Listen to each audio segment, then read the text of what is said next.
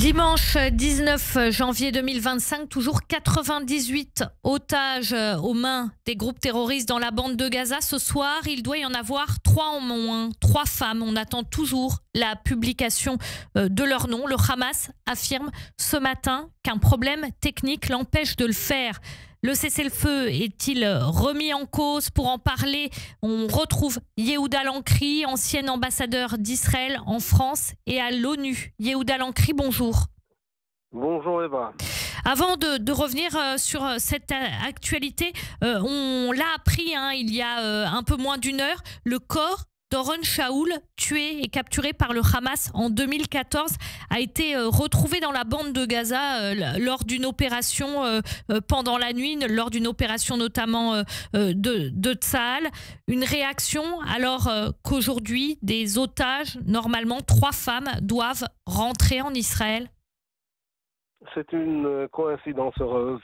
Je pense qu'il y a là un immense soulagement, à la fois pour la famille d'Oron Shaul, aussi pour tous les Israéliens. Ça fait déjà plus de 10 ans que l'on traîne cette récupération du côté du Hamas, évidemment, avec ses facultés manipulatrices, si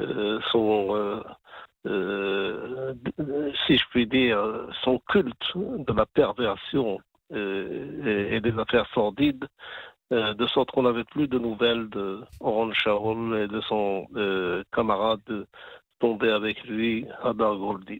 Alors, il y a là un signe très encourageant et j'espère qu'on continuera sur cette voie. Yehuda Lankri, le Hamas ne publie pas ce matin, comme c'était prévu, la liste des 3 femmes, 3 otages qui doivent être relâchés aujourd'hui.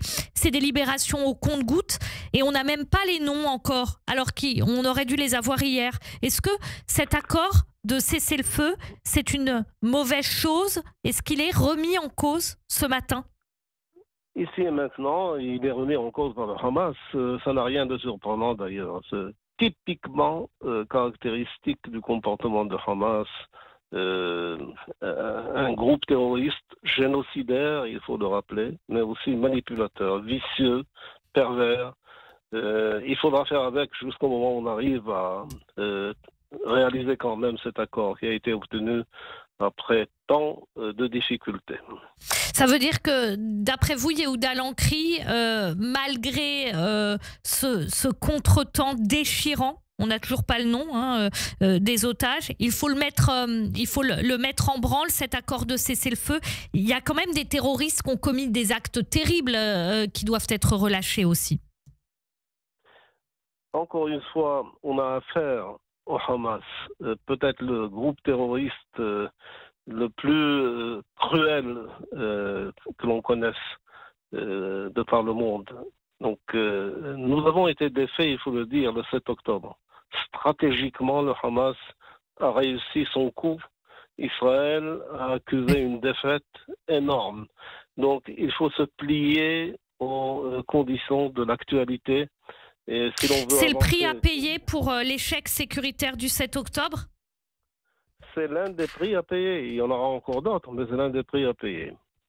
Donc aujourd'hui, on oscille dans cette journée dramatique entre espoir et incertitude. Incertitude parce que la nature du négociateur génocidaire qu'est le Hamas est connue et il y aura des difficultés dans le parcours. Yehuda Lankri, la nature génocidaire et perverse du Hamas est connue, dites-vous. Effectivement, elle l'est. Est-ce qu'il est possible de négocier avec de tels terroristes? La question, c'est pas la première fois qu'elle se pose à Israël. Et elle se pose d'autant plus aujourd'hui que, effectivement, dans cet accord de cessez-le-feu, il y a des terroristes qui ont commis des actes terribles qui vont être libérés. On pense notamment au cousin de Marwan Barghouti. Oui, tout cela est excessivement douloureux pour la société israélienne qui vit ce moment comme un moment réellement dramatique. Comme je le disais tout à l'heure, entre espoir et incertitude. Mais je pense qu'en définitive, même le Hamas, dans tout ce qu'il a d'irrationnel, de cruel, va essayer de trouver la voie qui servent son intérêt. Justement, c'est quoi l'intérêt aujourd'hui du Hamas à conclure un accord? L'intérêt du Hamas, c'est la fin des hostilités, la fin de la guerre, la reprise en main de Gaza, de son territoire, de la population. Et je crois que là, on essuie un échec complémentaire, c'est celui de n'avoir pas pu veiller au moment opportun, il y a quelques mois, à remplacer le Hamas par une autre entité, fût-elle l'autorité palestinienne.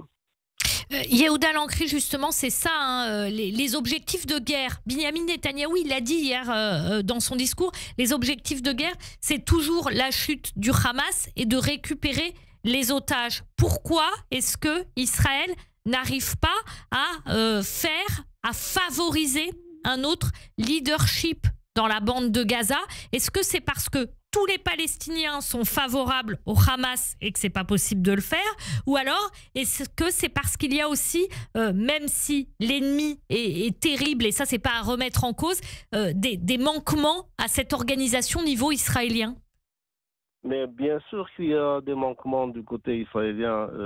La paralysie politico-politicienne qui s'est emparée de ce gouvernement, taillé de toutes pièces d'ailleurs, droite, fait que Netanyahou ne voulait pas, ne pouvait pas, n'avait pas les mains libres et les coudées franches pour susciter un remplacement, un grand remplacement du Hamas. Certaines figures palestiniennes étaient là, certes aux couleurs de l'autorité palestinienne, mais on pouvait évidemment à cet attelage ajouter d'autres acteurs internationaux. Yehuda Lankri, hier, le chef d'état-major de Tsahal a aussi dit que Israël avait gagné la guerre, en tout cas d'un point de vue militaire. Elle est gagnée d'un point de vue militaire et perdue politiquement, cette guerre? Indéniablement, militairement, Israël a remporté une très grande victoire sur tous les fronts, y compris contre le Hamas, qui a été disloqué, pour ainsi dire. Simplement, le Hamas est inépuisable. On peut tuer 17 000 terroristes, il en ressortira 17 000 autres. C'est infini. Et puis sur les autres fronts, comme vous le savez, le Liban, le Hezbollah, l'Iran, la Syrie et l'Iran aussi. Je pense que l'Iran doit ruminer la leçon qu'il fallait lui administrer il y a quelques semaines. Merci beaucoup Yehuda Lankri d'avoir été avec nous ce matin en direct sur Radio G. On vous retrouve bien sûr la semaine prochaine, ancien ambassadeur d'Israël à l'ONU et en France. Merci beaucoup Yehuda Lankri et puis bonne journée à vous dans l'espoir, l'attente du retour des otages. Merci à vous Eva.